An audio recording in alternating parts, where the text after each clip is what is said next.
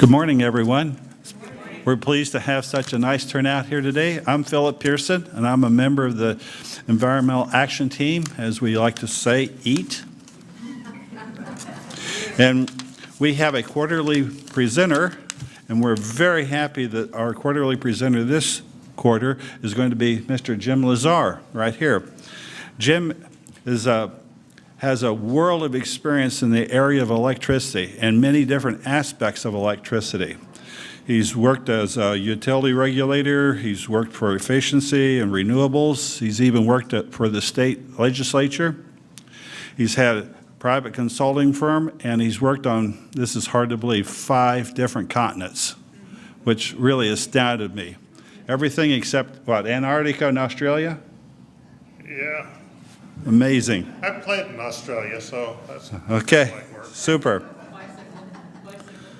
He's published several books. He's written many articles. He's a real expert in the area of electricity. And now that he's retired, he can devote lots of time to CCL, the Citizens Climate Lobby, which is why we invited Jim here today. For those who don't know, Citizens Climate Lobby is a national organization dedicated for reducing greenhouse gases. And it has a very specific approach of how CCL wants to accomplish it. It's through a legislative fee on carbon emissions. And Jim knows a great deal about this subject, and he's going to tell us a lot about energy efficiency and how the CCL is going to help us accomplish that. Jim, please.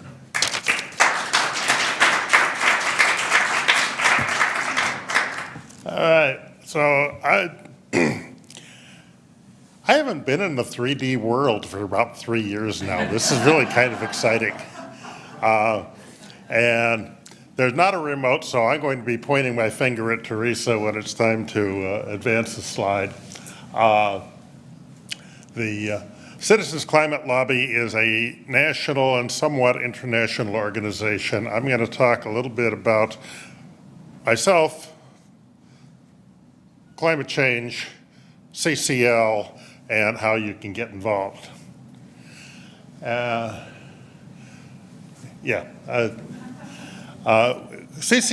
Citizens Climate Lobby, exists to build political will to act on climate change. For 10 years, it's had a very targeted focus on a carbon fee and dividend, and that's most of what I'm going to be talking about. But in 2022, CCL added 3 more areas: building electrification, clean energy permitting to get our wind and solar projects moving,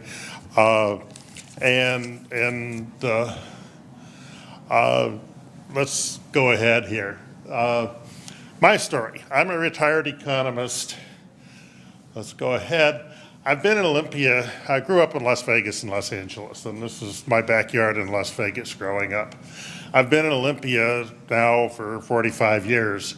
I never imagined needing air conditioning in Olympia. We bought a portable heat pump last summer. Things are changing. So the agenda for this talk is what does this group already know about climate change? I suspect in most cases it's quite a bit. Who was the Citizens Climate Lobby and what do we do? And then what specific actions can you take to maintain a livable world? Next. Almost all climate scientists agree that global warming is real. It's caused by greenhouse gases, and human activity is the principal contributor. There are a few unconvinced people who are climate scientists, and there are a few people who still think the world is flat. Next. The biggest driver is fossil fuels. Here we have coal at the bottom, and the good news is that coal use is going down globally. Down very dramatically in Europe and North America, plateaued in China and India. But natural gas and oil are still growing, and we have a challenge. Next. Greenhouse gases are changing the climate. Solar comes in, doesn't all escape because of the blanket of greenhouse gases around the world. Some of the heat can escape, but more and more and more of it is staying here. Now, a lot of us are kind of older and we need it a little warmer, right? Yeah, well, your grandchildren don't. Next. This is a slide the CCL provided last year and hasn't been updated yet, but 6 warmest years on record had occurred in the past 7 years. And 19 warmest years in recorded history had occurred in the past 21 years. Your planet is getting warmer. Next. So here's what we're up against. More record-setting temperatures, more extreme weather events, more severe droughts, increasing ocean temperatures that are devastating our sea life, and rising sea levels. And here you see Olympia at 2, 3, 4, and 5 feet of sea level rise, all of which are reasonably anticipated in this century. And we had some flooding downtown just recently. The insurance losses from extreme weather events have increased from about 3 trillion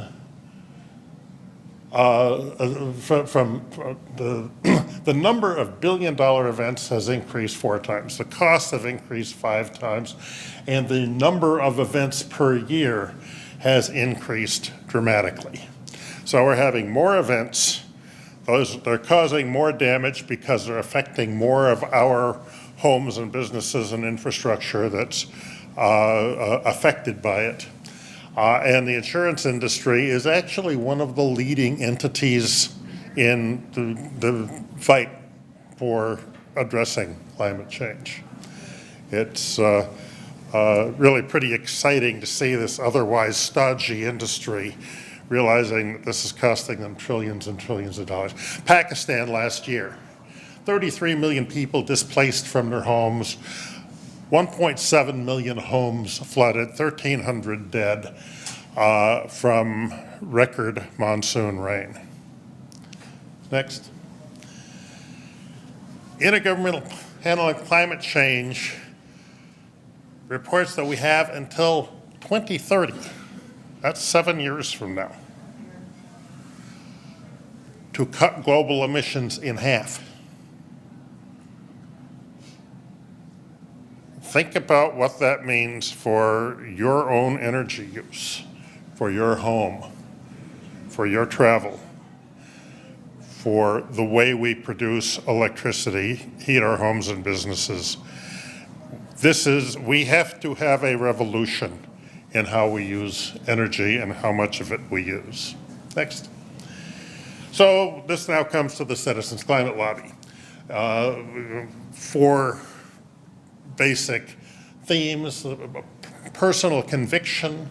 We educate and train and communicate, as I'm doing today, as part of one of the largest grassroots climate organizations. We've got a roadmap to a national energy policy that we think will help us get where we need to get to. We take specific actions, and let's go ahead now. We've got chapters, and I'll get into the chapters in a minute. What makes a good climate solution? It's got to drive large-scale change quickly, very quickly. It needs to look out for those who can least afford rising costs of energy and the investment needed to improve our energy use. It's good for the planet, it's good for the economy, it's durable. It has a long-term plan that will stick around with us. And it uses some incentives to support consumer choice. We are a nonpartisan organization, although it doesn't look like it from the sponsors of our bill in the last legislative session, congressional session. And we do try to come forward with solutions that work for all of us. The centerpiece of our work is the carbon fee and dividend. Charge a fee on carbon, on fuels that are mined at the wellhead at the point of importation. Take all the money you get from the fees and give it back to the people in quarterly cash payments. There's no increase in government spending. You make carbon more expensive and give people the money to buy what they want most. And as you'll see, they buy less carbon and more other things. And then there's a carbon border adjustment so that goods that come into the country from China or Mexico or India have a carbon fee assessed to them, and those that are exported from the country have the carbon fee rebated so that we don't impair the ability of American producers, our farmers, our factories, to compete in the world economy. Next. We had a whole bunch of 96 representatives. I'm really glad the type is unreadable because if you look at it closely, you'll see in the last congressional session we had not one Republican sponsor. That was the first time that had happened. In the 5 previous Congresses, we had bipartisan support, but things have gotten pretty tribal in Washington, D.C. The fee starts out relatively small, but goes up quite fast. It starts at $15 a year. That's about the equivalent of 15 cents a gallon on gasoline. It increases to $10 per ton per year, plus inflation. So by year 8, it would be the equivalent of about $1 a gallon on gasoline. And then in years when the carbon target is achieved, the slope to net zero by 2050, there's no increase. So if it's doing its job, you don't raise the carbon fee. Next. The goals are net zero by 2050, affordable clean energy, saving lives because of the health impacts of both energy production and consumption and the health impacts of climate change, and puts money in most people's pocket, and we'll see that in some detail in a minute here. Next. The emission reductions. The top line, the business as usual line, does not keep going up. It actually does kind of level off because clean energy is becoming cost competitive. It's the cheapest way to get new electricity. It's cheaper than natural gas. Wind and solar are dramatically cheaper than gas or oil or coal or nuclear. The Clean Energy Payment Program that was proposed and didn't make it into the, I'll call it the Manchin bill, the so-called Inflation Reduction Act, would have produced some benefit in the early years, but that would have leveled off. The shaded area is the range that the Intergovernmental Panel on Climate Change says we need to be in to stay below a 2-degree Celsius increase in global temperatures. And the green line and the dotted line is the CCL's estimate of what would be achieved with passage of the carbon fee and dividend legislation. That estimate is generally consistent with estimates that were done as a dozen years ago when Congress, the House actually passed the Waxman-Markey bill, passed a carbon cap and trade bill. So we're pretty sure it'll work. It does result in a very high carbon price in the out years, and I'll show some modeling of that in a moment. Next.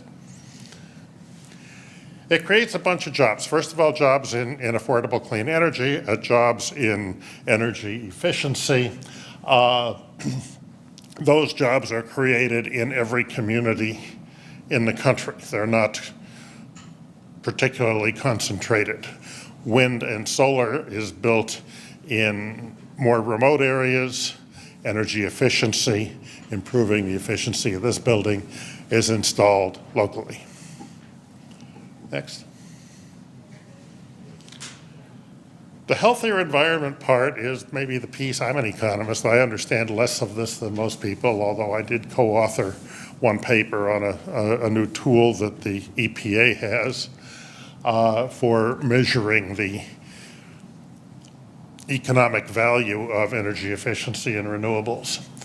But CCL estimates that 4.5 million lives would be saved over the next 50 years thanks to clean air. That is, people who don't die of respiratory diseases. In 50 years, most of us are going to die of something.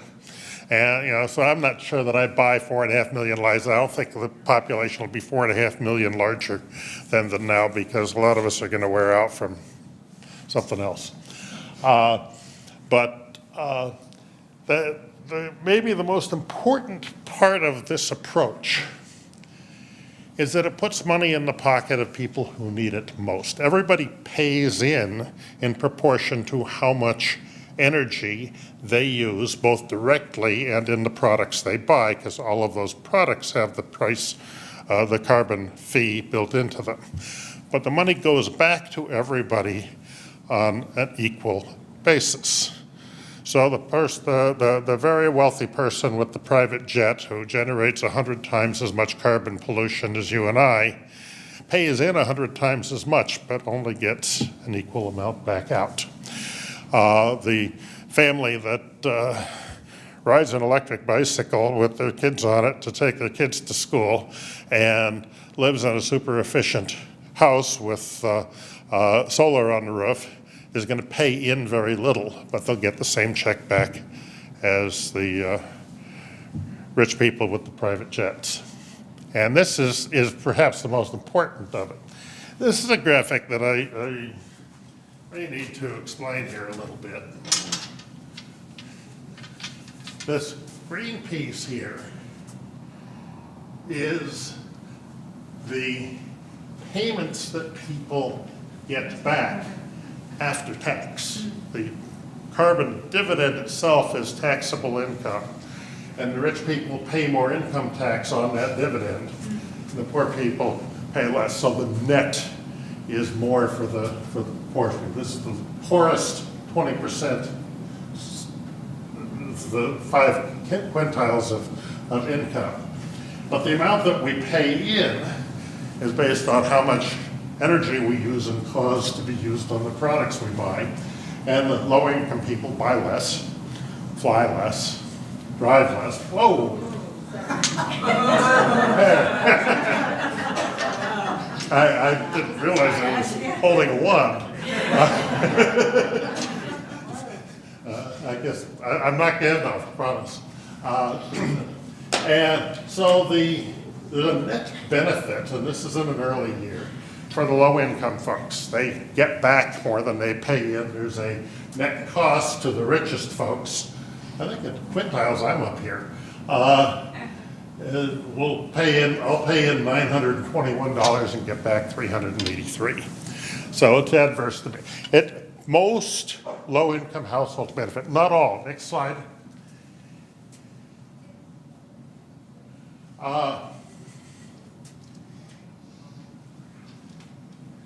Overall, about 61% of people will get back more than they pay in. 24% will get back less than 1% difference from what they pay in.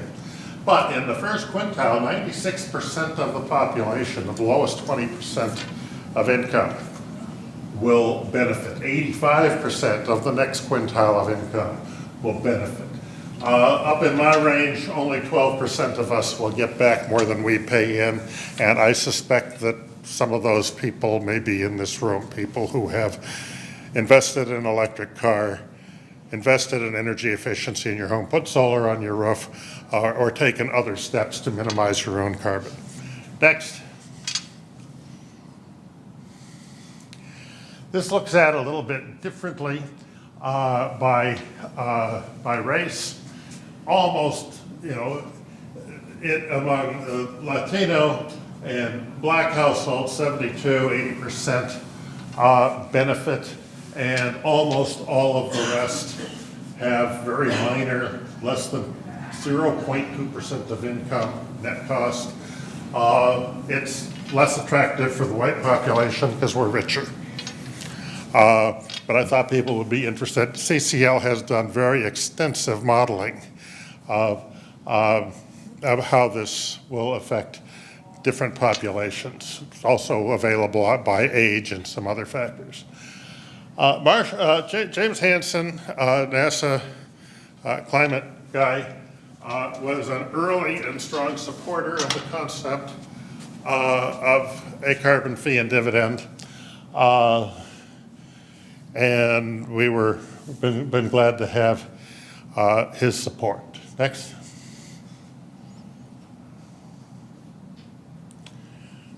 So what do we actually do?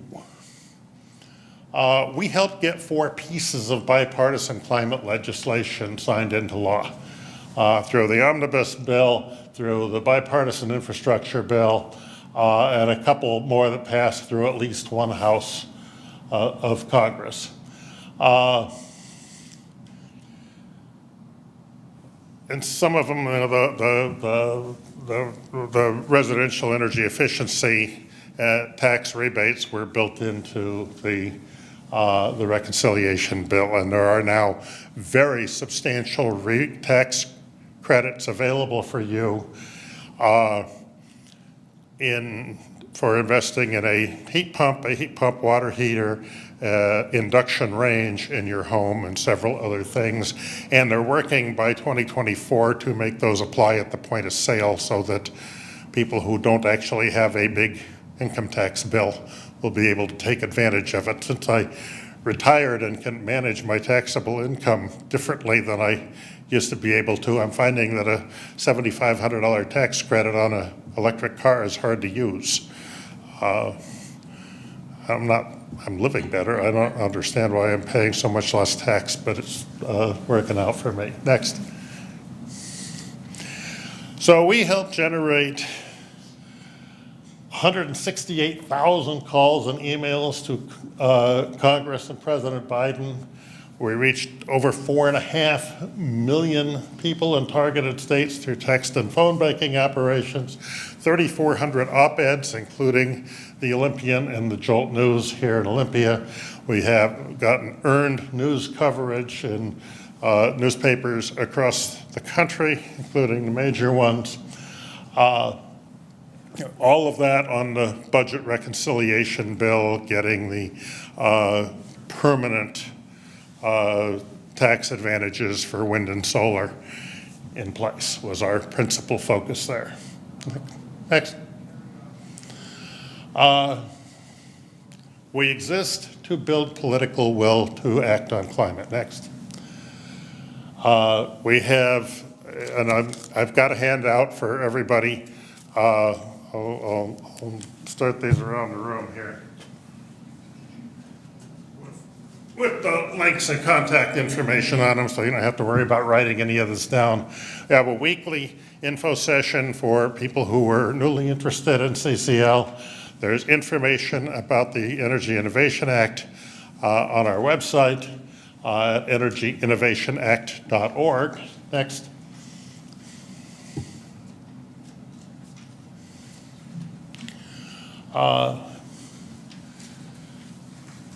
So 5 levers of political will. Lobbying Congress, we do that. Media relations. Grassroots outreach to the public. Grass tops engagement with civic leaders. And developing our local chapters. Next. So there are over 590 chapters of CCL. We have a pretty active one here in Thurston County. There's a fledgling group meeting in Lewis County. 200,000 supporters in our group. We do what I'm doing. We connect with our community. We lobby our members of Congress. We write letters to the editor. We write op-eds. We show up at city council meetings. And Olympia has endorsed the Carbon Fee and Dividend Act, for example. Next. So we did a lot of online meetings in the last 3 years.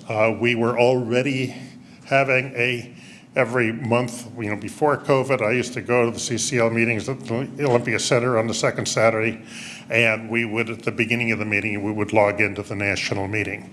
So we already had remote participation going when COVID hit, and we've managed to remain effective for the last 3 years because of that. Next.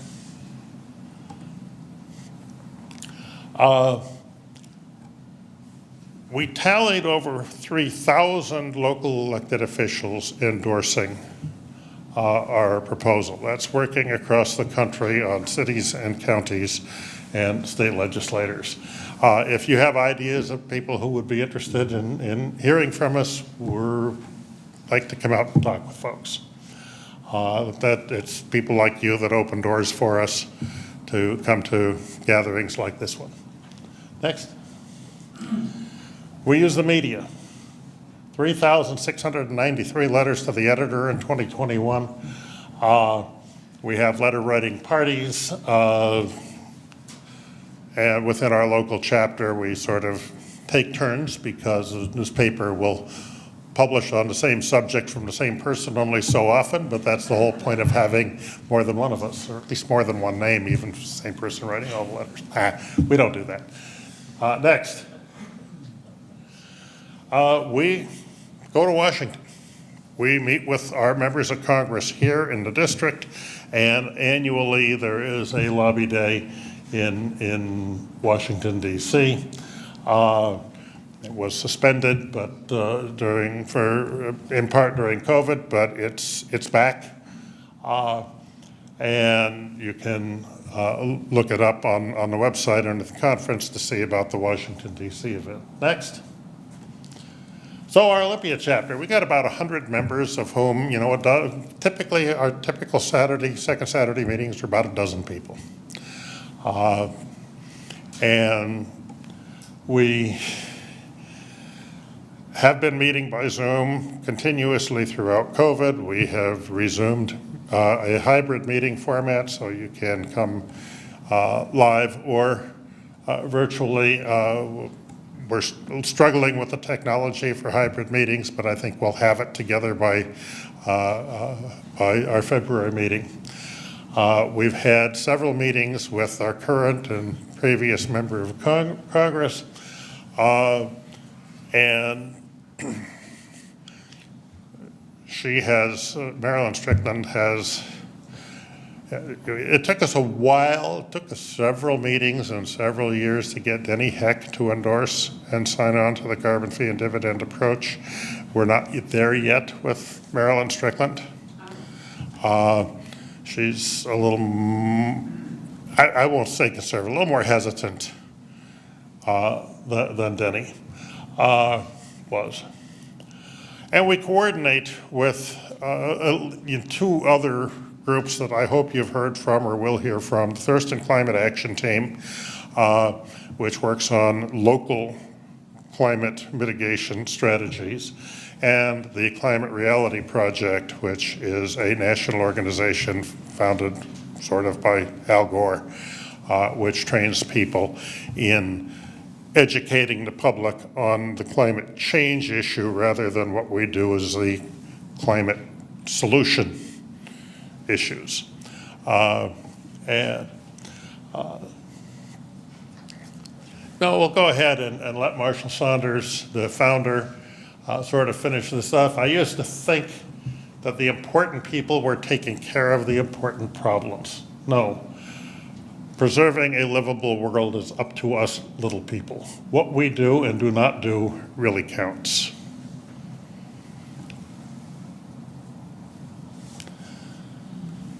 So thank you. I'll leave this up. You've got my contact information and the organization's contact info on the handout that's gotten around the room by now, and I'm happy to engage with folks for as long as people want to engage.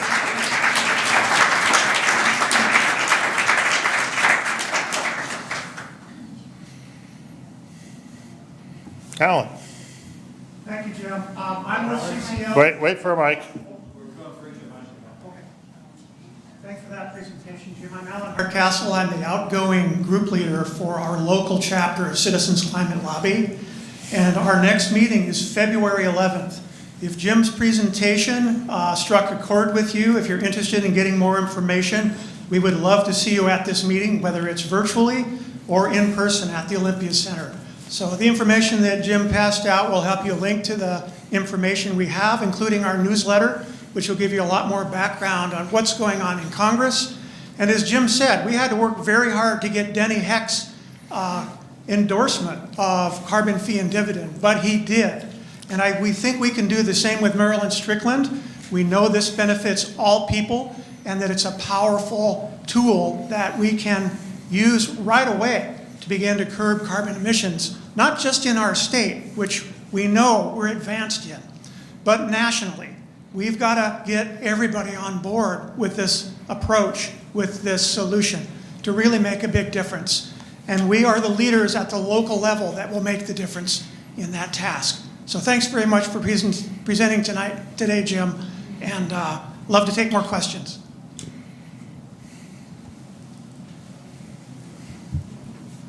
Hi, I'm Nancy, and I can appreciate that you have to deal with a variety of opinions from these members of Congress that you meet with, and Marilyn Strickland certainly has her view on things. I think her values are right there in that she knows this is a problem and wants it solved too. But what do you hear are her objections to this particular one? Well, initially, we heard that she was concerned about the impact on lower income people.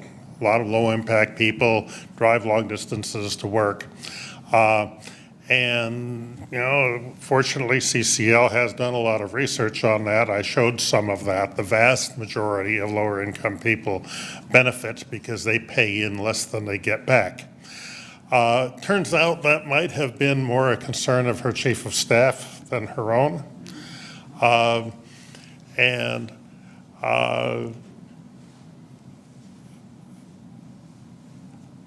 don't want to put words in her mouth, but she's cautious about, this is a big deal. You know, we're going to add $1 a gallon to the price of gasoline over the course of a year. This past 6 months has been kind of a lousy time to talk about raising the price of gasoline by $1 a gallon.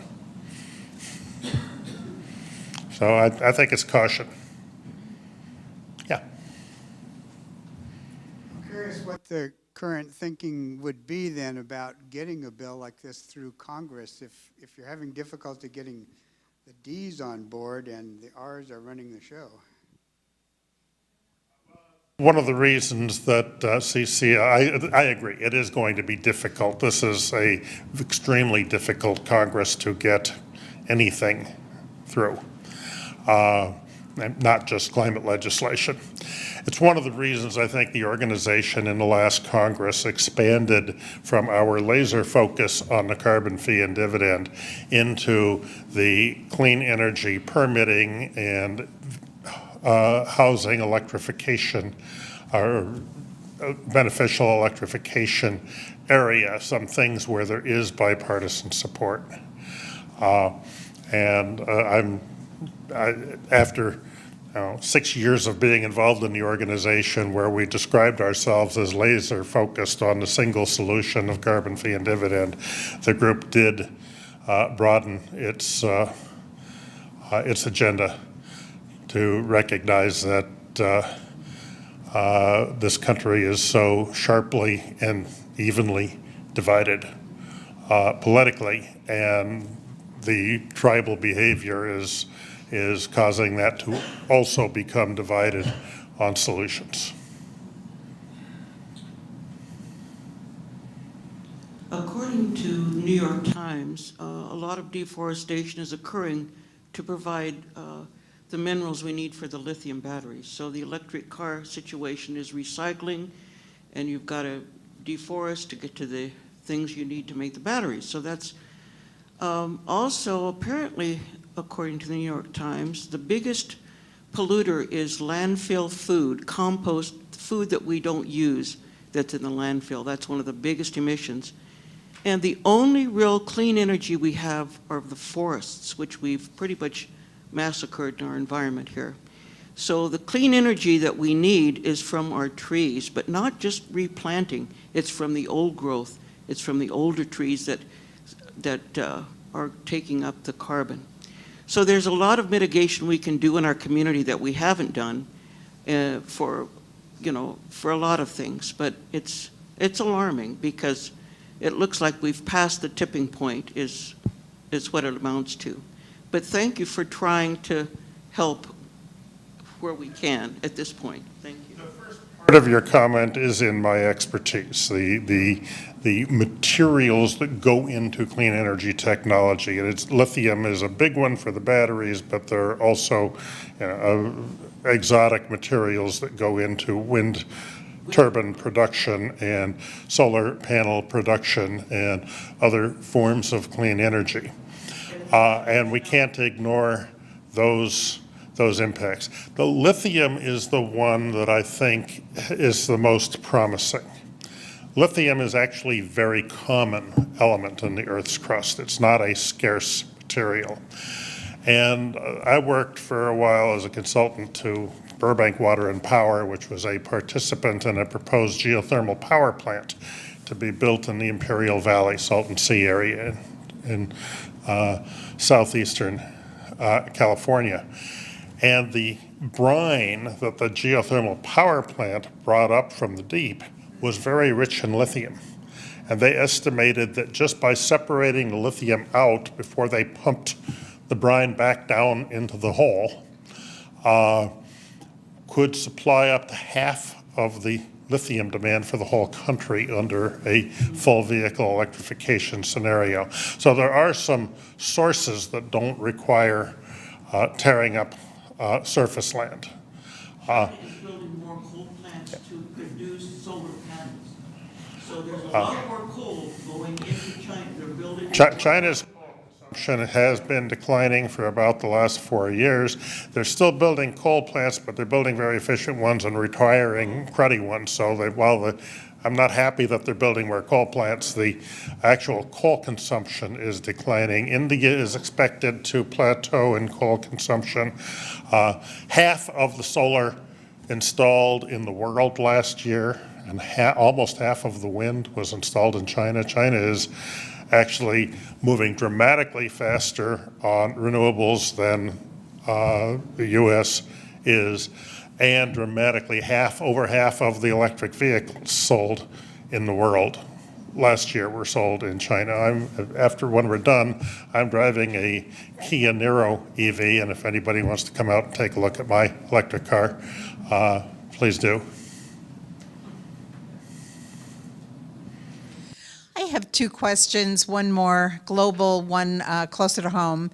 My first question is, what is the level of effort CCL is putting into coordinating with other big climate groups like 350 or the Sunrise Movement on this bill, and how much alignment is there about this bill? And the second question I have is, if a person wants to buy an electric car or put more clean energy strategies into their house, is there a place in Olympia that provides the individual homeowner with technical assistance?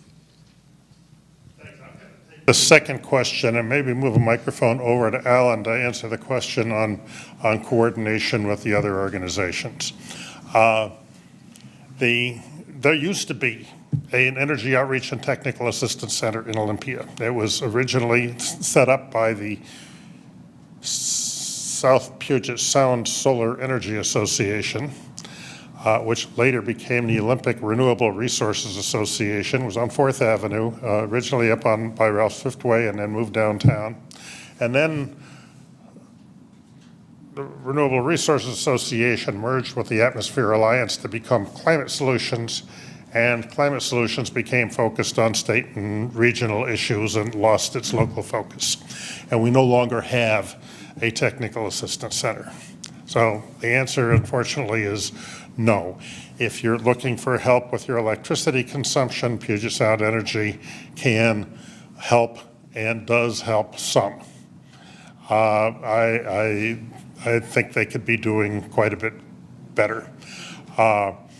The cities of Olympia and Tumwater now have climate experts on their staff, and I'm cautiously optimistic. One of the things that's in their package of ideas that has gone to the two city councils is to restore the local technical assistance function. So yes, there used to be, maybe there will be, no, there isn't. Well, and just to add what to Jim said, there has been some discussion about neighborhood associations, identifying people in their neighborhoods that have some technical and policy interest and expertise that you can tap into in your own neighborhood if you're thinking about buying an electric vehicle, if you're thinking about installing a heat pump. It'd be great because many of us in our neighborhoods have that experience of contracting, of doing the research. So there are some homegrown solutions that I think we'll see emerge. In the South Capitol neighborhood where I live, there's some discussion about a couple of individuals that have that experience being available to neighbors in the neighborhood to answer those kinds of questions. So I'm with Jim. I hope we can establish something at a higher level to help provide technical assistance, but there's nothing wrong with growing your own expertise in your own neighborhood. Come back to the first question for a moment. The most important things you can do are energy efficiency in your home. Floor, wall, ceiling insulation, windows, and the efficiency of the appliances in your home. Your water heater can become a heat pump water heater. Your space heating and cooling can be a high efficiency heat pump. And your range can become an induction range. And my foodie friends who were hesitant to give up gas and have bought induction ranges once they learned how to use them, Kay Backstrom was just thrilled. She put one in her vacation home, and now she's putting one, getting rid of the expensive gas range at home because she just loves cooking on it. Adding solar in Western Washington is not a great return on investment. We're a little short of fuel, although today is pretty good. It's, you know, in Southern California, the electricity costs 3 times as much and the sun shines twice as much. So the economics of solar are a little more attractive there. But solar costs are coming down, and this is changing. Solar systems installed today are costing half as much as those that were installed 10 years ago. As it becomes more common, it may be that the economics becomes favorable, but investing in energy efficiency is going to give you 2 or 3 or 4 times the economic return of investing in solar in Western Washington. Regarding national coordination, if you go to the CCL website, I think you will be impressed by the scope and depth of information that's available there. Also, since I've been working with CCL over the last 10, 12 years, they have increased staffing, particularly in their Washington, D.C. office. And the primary focus there is not just to lobby Congress to pass our bills, but also to coordinate with other organizations and groups that have similar goals and intention. So there's a lot of crosstalk happening with groups such as Sunrise and other green energy groups. CCL National also wants us at the local level to collaborate with local organizations. Jim mentioned the Thurston Climate Action Team. Lots of conversation happening there. Audubon, Sierra Club. There have been a lot of conversations with other religious organizations, for instance, to try to expand our reach. So absolutely, there are things going on. The national organization is very supportive of collaboration because we realize we are not going to push our bill through without support from other groups. You mentioned Sunrise, and I was very involved in the very early meetings of the Sunrise Hub that formed in Olympia. And I'm sorry that it has kind of fizzled out. The last two meetings that were called by the leader of the convener of the hub, I was the only member who showed up, and I'm a little outside of the target age range for Sunrise. You can't be in leadership if you're over 35, and I kind of about double that. So, but we have the Thurston Youth Climate Conference, which is the collaboration of the climate action groups from the high schools. Olympia High School Climate Action Club, Capitol High School Climate Action Climate Club, North Thurston, and Avanti all have, and Timberline have all had active climate groups. And the Thurston Youth Climate Conference is facilitated through Thurston Climate Action Team and is quite active. They have sign waving in downtown Olympia. I think it's one day a month. They, on Thursday, had a die-in at the Lacey City Council. They've done those at the Tumwater and Olympia City Councils as well, and Youth Climate Action is very alive. It's being coordinated by TCAT, not by CCL. And TCAT is an organization, I'm involved with their Buildings as Climate Action group. My partner, Karen Messmer, is involved with their electric vehicle group. So I don't want to leave TCAT out here. They are the folks that are doing stuff locally. We are working on getting things happening, working on national stuff.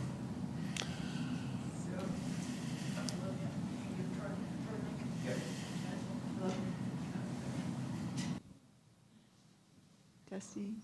Yeah, okay. Yeah, so that, you already hit up on my question that I had about 15 minutes ago. The question was, you're wanting to change, as far as I can tell, just based on what I've heard, the will in Washington D.C. to change and to adopt the bill. The bill, okay. But what I was curious about was why the local level efforts, and you've already touched on this already, but the strategy for local level efforts in order to change something at the national level.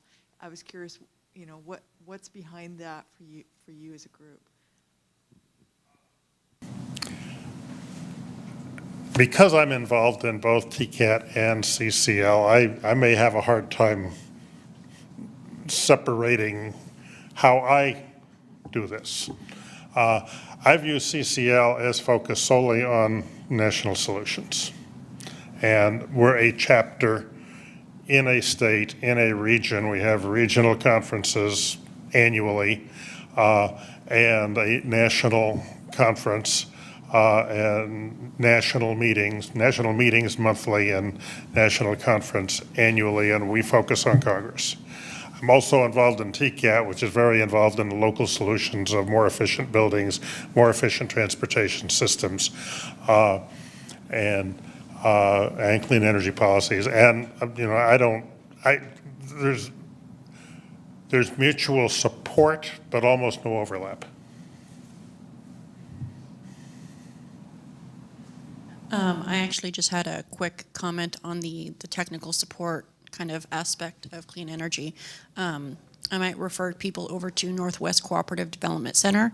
They, NWCDC, they have a lot of resources and long lists of all the cooperatives in the state of Washington, actually the Northwest, including down to like Oregon and California. A lot of them which are working on like clean energy and different ideas. I think Sunrise may have been looking at being a cooperative at some point. I don't know if that actually happened, but that's another resource you guys can look into. Thanks. Northwest Cooperative Development Center. It's located actually downtown Olympia above Pet Works. So. Okay. Ellen, did you want to say something else? It was just to add on to what Jim said. The simple way to think about CCL's mission, really, it's like a rifle shot. Get our member of Congress in our district to endorse putting a price on carbon. That is the singular focus of CCL. But at the same time, the way you get there is you collaborate with people in your district who are doing similar work to exert pressure on our member of Congress, which is Marilyn Strickland, to see the wisdom and the advantages of supporting this solution, not just for Washington, but nationally and globally, because we all have to work together. But, you know, in a way, our charge is very simple. Get Marilyn Strickland to say yes, she would endorse this solution. We'll be much more effective in doing that the more voices, the more pressure, and the more awareness is being called to this solution as an effective one. So that's our approach. Member of Congress representing the southern part of the county. And I haven't met her, I don't know her. We, as the Thurston County chapter, will reach out to meet with her. If any of you have a relationship with Marie Perez, a new member of Congress, we I work with an advocacy group also, and we're just delighted to have a new person to work with down there, and initiated our relationship with her aides at this point. But I'm sorry, I don't have a real loud voice anyway. I work with an advocacy group also, and we have met with her aides now, and will continue to work on developing that relationship there. just getting her staff in place and her office moving and herself. And she wants a lot of education. Yeah. I'm Frank Turner, and I've been involved in both TCAT and CCL, and I've watched them grow in effectiveness over the last 8 or 10 years. You know, they're very, very effective organizations, and they're not the only very effective organizations in town. There's a lot of them, and I think it's nice to participate in the activities, the lobbying, but it's also nice to give them some money. These organizations hire staff, they take trips, they buy pizza, you know, they need money, and it's probably the most effective thing that a lot of people can do is to write a check or give a $20 bill to these organizations. So I really strongly encourage you to learn about these organizations and support them financially because they really need the money.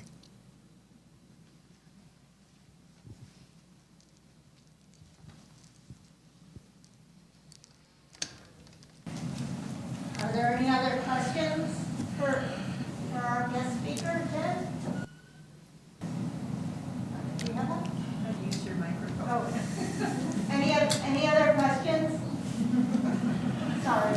All right, well, thanks everybody for staying after. It's a gorgeous day outside. Get out of here, go for a walk, go for a hike, go for a bike ride, or in my case, a trike ride. I don't have quite the balance I had at 27. And enjoy the natural world while it's still with us.